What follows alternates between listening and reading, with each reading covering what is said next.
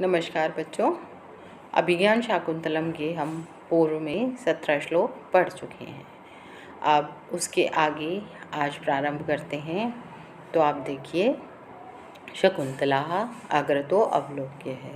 शकुंतला कह रही है अग्रतो अवलोक्य है, आगे की ओर देख करके। एवं वातेरित पल्लव अंगुलिभिः त्वरति माम केसर वृक्षकः।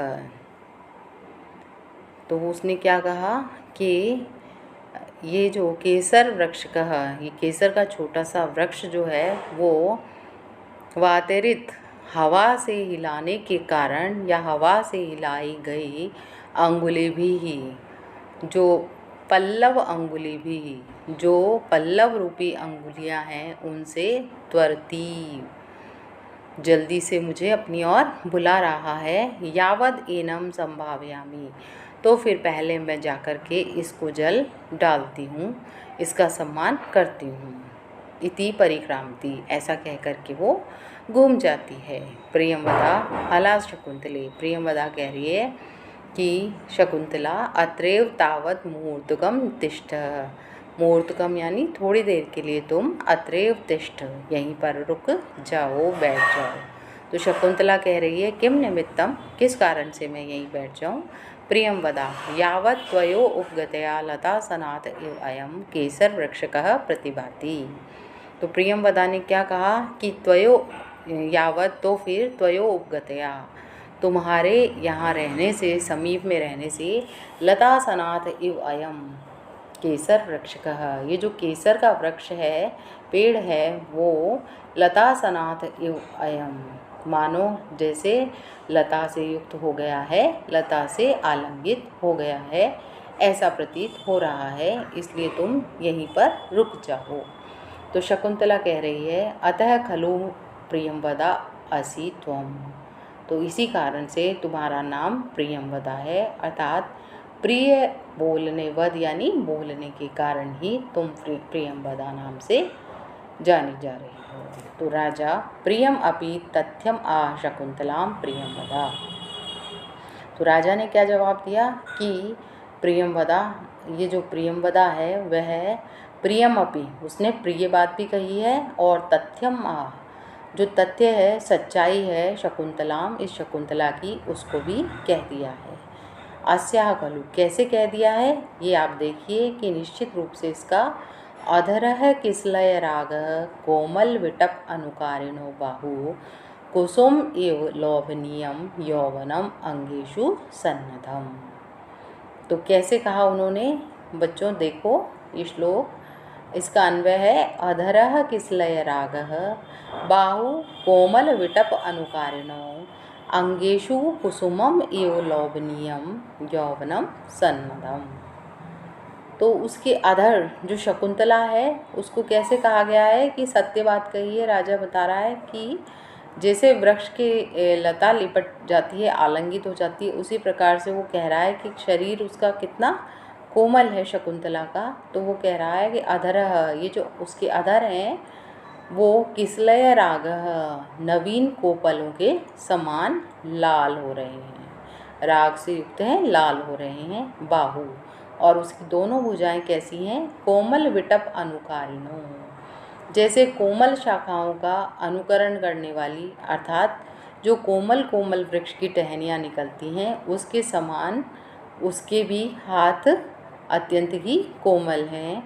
और कैसी है, उसके अंगों में जो अंगेशु अंग हैं उसमें कुसुमम जो पुष्प है उसके समान लोभनीयम यौवनम सन्नदम, आकर्षक यौवन भी व्याप्त हो रहा है, अर्थात वो यौवन से संपन्न हो गई है। और उसके अधरोष्ट कैसे हैं, नवीन जो कोपल हैं उनके समान राग, राग को लिए हुए हैं, लालिमा को लिए हुए हैं। बाहु जो हैं उसकी वो कोमल विटप अनुकारिणो, वृक्ष की जैसे कोमल शाखाएं होती हैं उसी प्रकार उसकी टहनियाँ जो हैं कोमल, ऐसी ही उसकी भुजाएं, बाहुओं को, हाथों को कहा गया है। तो यहाँ राजा ने अपने मन में क्या बात कही बच्चों कि प्रियंवदा ने शकुंतला के लिए जो बात कही है वो बिल्कुल सही है और प्रिय कहा है उसके लिए। क्यों? क्योंकि शकुंतला का जो अधरोष्ठ है वो किसलय के समान लाल हो रखे हैं, भुजाएं कोमल टहनियों के समान हैं और शरीर के सभी अवयव पुष्प के समान आकर्षक यौवन से व्याप्त हो रखे हैं। अतः लता सनाथ इव अयम, इस कथन से लताओं में किसलय कोमल टहनियाँ और फूल होते हैं और वे ही इस शकुंतला में भी हैं। अंगेशु यौवनम, शकुंतला के इस से ये बताना चाह रहे हैं कि जो अंगेशु यौवनम सभी अंग हैं उसमें यौवन व्याप्त हो रहा है। यौवन आगम से मुख पर उसके कांति आ गई है, नेत्रों में अनुराग हो गया है और कटी में कृशता आ गई है इत्यादि सभी विशेषताएं उत्पन्न हो गई हैं, अर्थात अब वो विवाह के योग्य हो गई है। कौन हो गई है विवाह के योग्य बच्चों? शकुंतला। तो वो शकुंतला अब विवाह के योग्य हो गई है, ये बात इस श्लोक में बताई गई है। और जो शरीर के अवयव हैं उनकी सादृश्य शोभा का वर्णन होने के कारण यहाँ पर उपमा अलंकार का प्रयोग किया गया है। कौन सा अलंकार है बच्चों? उपमा। और यहाँ पर छंद जो है वो आर्य प्रयोग में लिया गया है।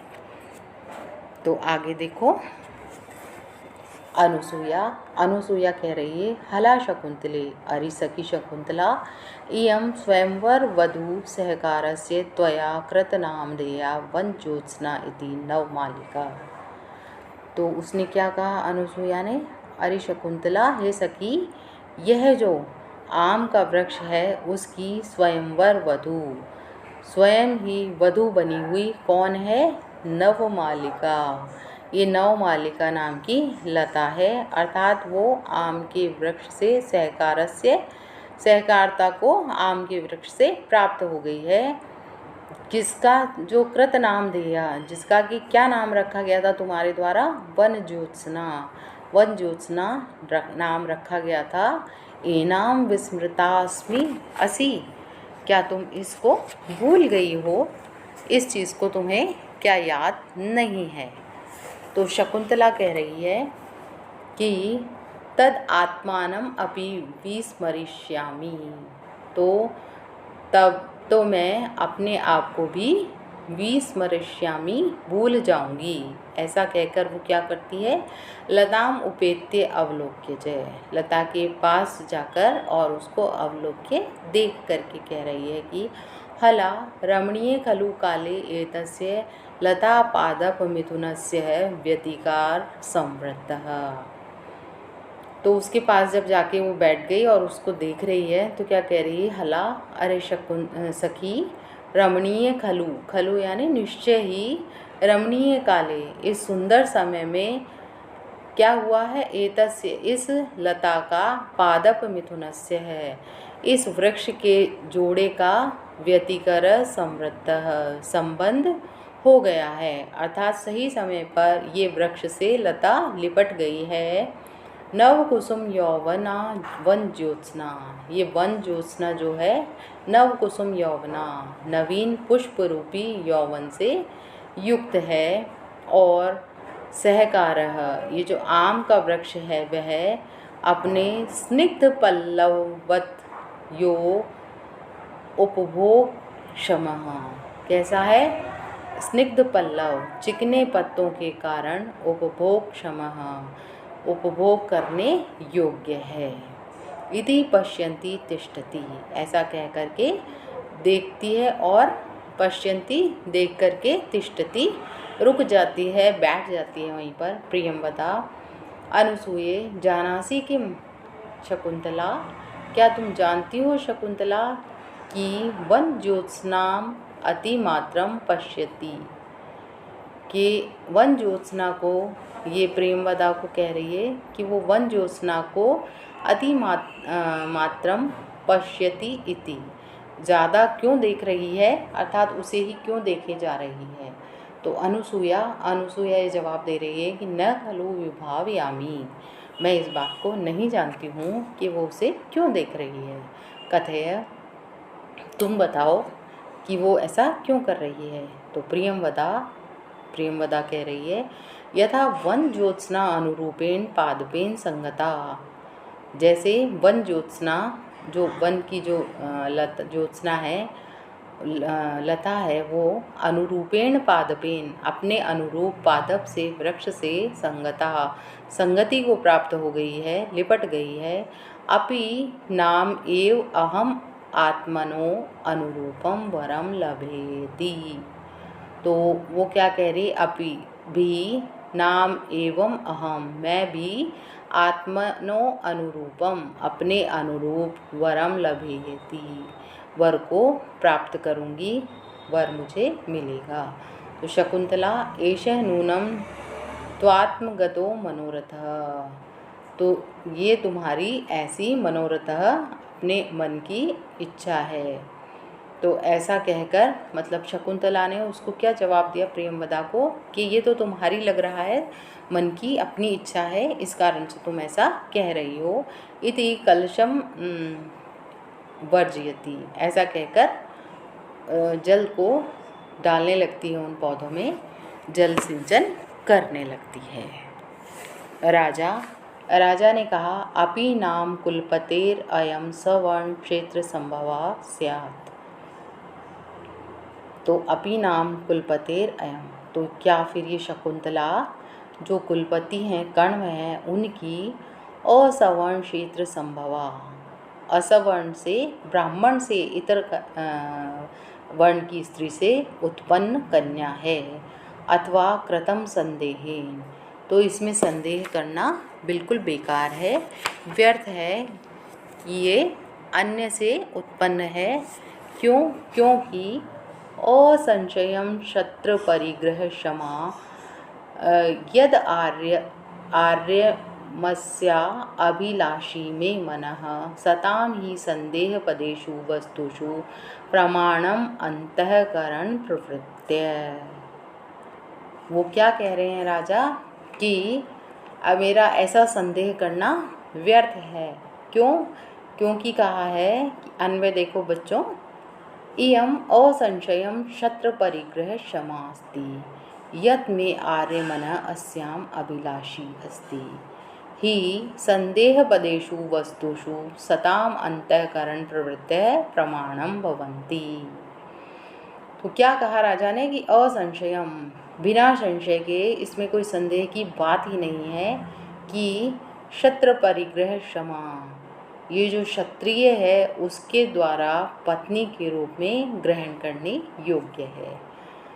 क्योंकि मैं आर्य मनः, मेरा जो सदाचारी मन है वो अस्याम अभिलाषी, इस शकुंतला को इच्छा करने वाला हो गया है, अर्थात इस पर मेरा मन आ गया है ही। क्योंकि कहा है कि संदेह पदेषु, जो संदेह के विषय होते हैं, वस्तुषु, संदेहास्पद जो विषय होते हैं, उनमें सताम अंतःकरण प्रवृत्त है। जो सताम सज्जन लोग हैं उनके अंतःकरण की प्रवृत्तियां ही प्रमाण होती हैं, अर्थात उनके अंदरूनी मन ने जो कह दिया है वही वास्तविक होता है, इसलिए संदेह करना व्यर्थ है। फिर से देख लो बच्चों एक बार, कि असंशयम, बिना संशय की, मतलब संशय के, बिना किसी सोच समझ के, मतलब निसंदेह जिसे कहेंगे, कि इसमें कोई सोचने की बात ही नहीं है। शत्रु परिग्रह क्षमा, क्षत्रिय के द्वारा ये परिग्रह, क्षमा अपनाने योग्य है, पत्नी के रूप में ग्रहण करने योग्य है। क्योंकि मैं आर्य मन है, जो मेरा सदाचारी मन है वो आस्याम अभिलाषी, इस शकुंतला की अभिलाषा कर रहा है। क्यों कर रहा है, कहा है कि क्योंकि संदेह पदेषु, जो संशय के विषय होते हैं उनमें, वस्तुओं में, सताम अंतःकरण प्रवृत्त है, जो सज्जन हैं उनके अंतःकरण, यानी उनके जो अंतःकरण की प्रवृत्तियां होती हैं वही प्रमाण होती हैं। जो उनके मन में विचार आता है वही वास्तविक होता है।